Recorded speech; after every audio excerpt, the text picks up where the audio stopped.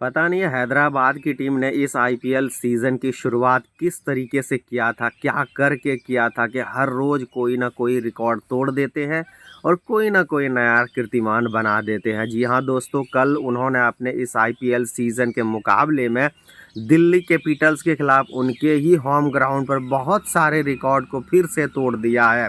Sunrisers Hyderabad की अगर हम बात करें तो पॉइंट टेबल में दूसरे नंबर पर है, पहले नंबर पर राजस्थान रॉयल्स की टीम है।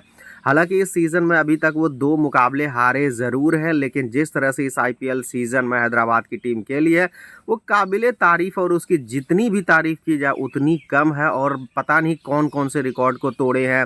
बहुत सारे ऐसे रिकॉर्ड थे जो 10-10 साल से पड़े हुए थे और उसका कोई रिकॉर्ड तोड़ नहीं पा रहा था। उन सारे रिकॉर्ड को हैदराबाद की टीम ने तोड़ा है।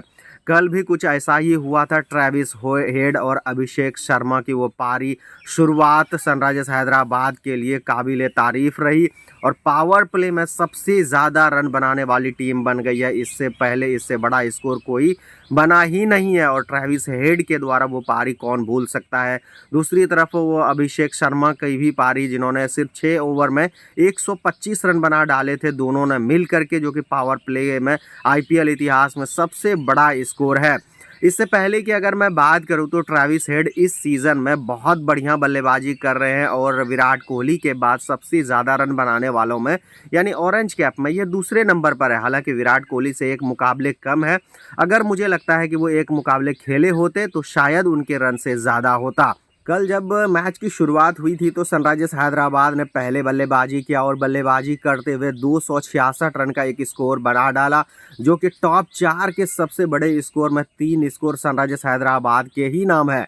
पहले उन्होंने 10 साल पुराने रिकॉर्ड आरसीबी के रिकॉर्ड को तोड़ा था 277 रन बनाकर। 263 सबसे बड़ा कीर्तिमान था जो 2013 में बेंगलुरु के द्वारा बनाया गया था। उसके बाद अपने ही रिकॉर्ड को तोड़ा, अगले मुकाबले में वो बनाया था 287 रन।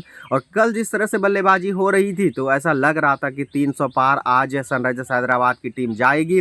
लेकिन कमाल की गेंदबाजी मिडिल ऑर्डर में किया था कुलदीप यादव ने, जिन्होंने 4 विकेट झटक लिए थे और शहबाज अहमद ने अंत में आकर 59 रनों की वो पारी जो खेली है वो भी काबिले तारीफ रही है। समद ने जिस तरह से इस सीज़न में बल्लेबाजी करी है, कुछ ऐसा ही कल भी बल्लेबाजी किया था। और दूसरी तरफ अगर हम दिल्ली कैपिटल्स की बात करें तो पॉइंट टेबल में बहुत ज़्यादा नीचे है और अभी तक इनके 4 ही अंक हैं। लेकिन कल की बल्लेबाजी इनकी भी ठीक ठाक रही थी।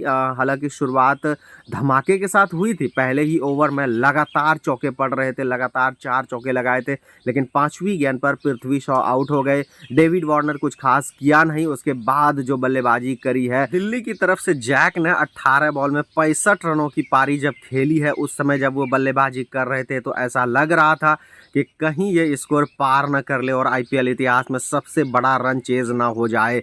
लेकिन इधर से भी गेंदबाजी बहुत अच्छी हुई। दिल्ली के मैदान पर ये मैच खेला जा रहा था और वहां पर जो स्कोर बने हैं कल के मुकाबले में भी लगभग 450 के पार रन बने हैं।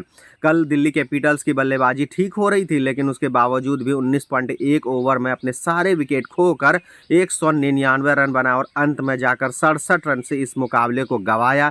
और सनराइजर्स हैदराबाद के लिए ये लगातार मैचों में बहुत अच्छा प्रदर्शन हो रहा है और सनराइजर्स हैदराबाद की टीम जो है वो बहुत बढ़िया परफॉर्म कर रही है पैट कमिंस की कप्तानी में।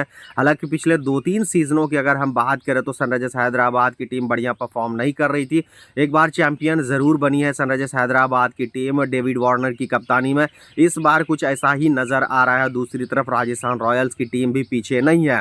तो कुल मिलाकर कल के मुकाबले के बाद बहुत सारे रिकॉर्ड टूटे हैं। पावर प्ले में सबसे ज़्यादा रिकॉर्ड बनाने का, रन जो बनाने का रिकॉर्ड है वो भी अब एसआरएच के नाम हो गया है। सबसे बड़ा स्कोर वो भी एसआरएच के नाम है और सबसे बड़े टॉप स्कोर की बात करें तो टॉप 4 स्कोर में टॉप 3 स्कोर इनका ही है।